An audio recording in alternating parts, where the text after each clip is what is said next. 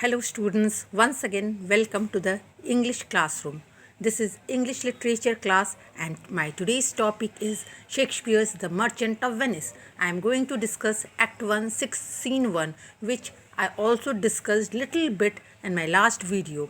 Now listen students, this video is not meant for any particular class. It is for three classes, okay, class 8, class 9 and class 10, because you all are going through Merchant of Venice. Class 10 you have already studied about up to act 3. Now you can recap through this video. Same is the case with class 9 and class 8. You all are beginner, so let's start. So class 8 you have to follow line to line very nicely. Okay, you all are beginner.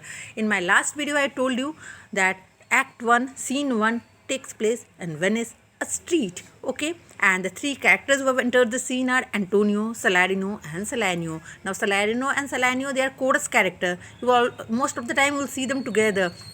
They give news, okay, from here to there, their duties, to carry news from here to there. And Antonio is the merchant of Venice. He's very sad. He himself does not know the reason of his sadness. Salarino and Salanio, they are guessing about Antonio's sadness. Now from here I am teaching, okay, Salarino is telling that my wind cooling my broth. My wind cooling my broth means that when I blow upon my soup to make it cool. Okay, broth means soup. Okay, look here, broth, broth. Okay, here broth, broth, it means soup. And Salarino is telling that when I blow my own breath, okay, on my soup, okay, upon my soup to make it cool, okay, at that time I tremble with fever and I start thinking of what harm a wind could create at sea. Means what harm the wind could create in the sea if it starts blowing. Okay, at that time I start thinking I should not see the sandy hourglass run. And he's telling that I would not see the sandy hourglass run. Now what is the sandy hourglass? Look here, sandy hourglass. Okay, now he's telling that sandy hourglass. What is sandy hourglass? In ancient days, a glass full of sand was to indicate the passing of time. Okay, at that time, before the watch was not so popular at that time, okay, and at that time a glass full of sand was there to indicate the passing of time. And he's telling that I would not watch the sandy hourglass because the sand over there also would make me remind of the seashore, that by chance the wind would blow over there, then what would happen to my ships which are so wealthy, filled of cargoes, okay, but I should think of shallows and of flat. And he's telling that the sight of the sand running out from the hourglass would make me think of the dangerous shallow water and sandbank. Therefore, I would not watch, even I would not watch that.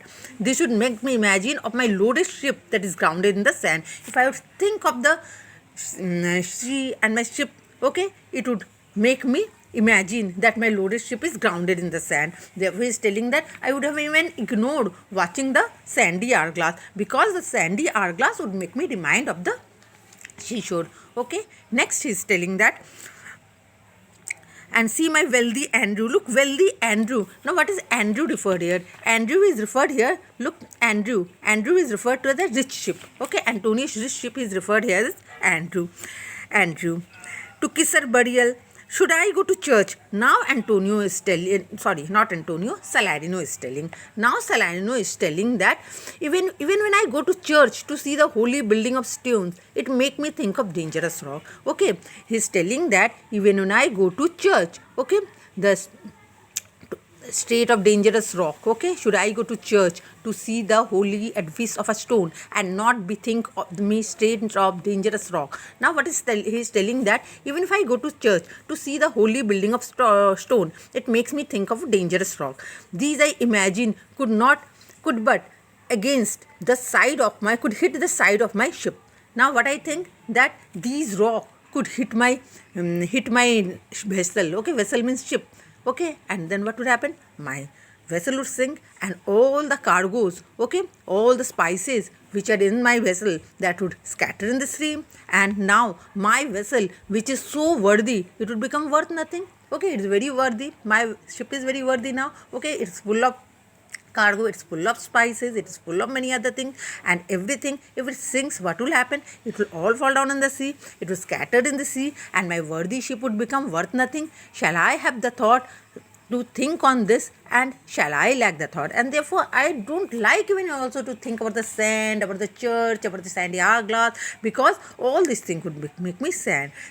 And therefore, he is advising Antonio that I know, Antonio, you are sad because you are thinking upon your merchandise. Merchandise means either the ship or the business, whatever you can tell, you are thinking about it. Therefore, you are sad. Means Salarino is giving advice to Antonio, the reason of his sadness. Okay.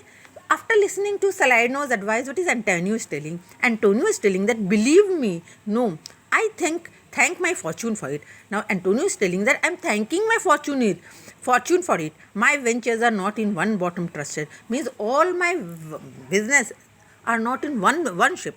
Okay, he's telling that all my business is not dependent in one ship, not on any single location, nor does my, now he's telling that, not to one place, nor in whole estate, upon the fortune of the present year. He's telling that, nor does my financial position depend on the commercial enterprises of the current year. Means I'm not dependent in this current year only. Therefore my merchandise makes me not sad.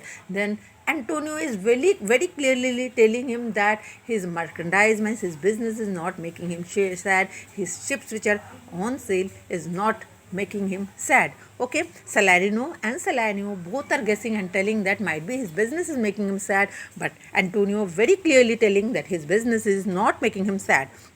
Then Salarino telling that, why then you are in love? If you are not sad because of your ship, because of your business, that means you are in love. At that point of the time, Antonio tells Fi-Fi. Fi-Fi means nonsense, you can tell.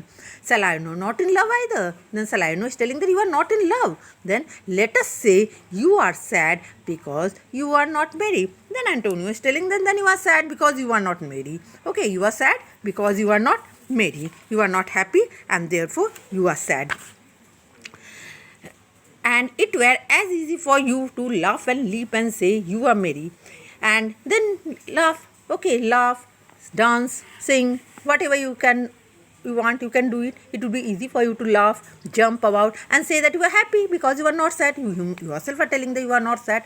Then laugh, jump, dance, whatever you want, you can do it because you are not sad.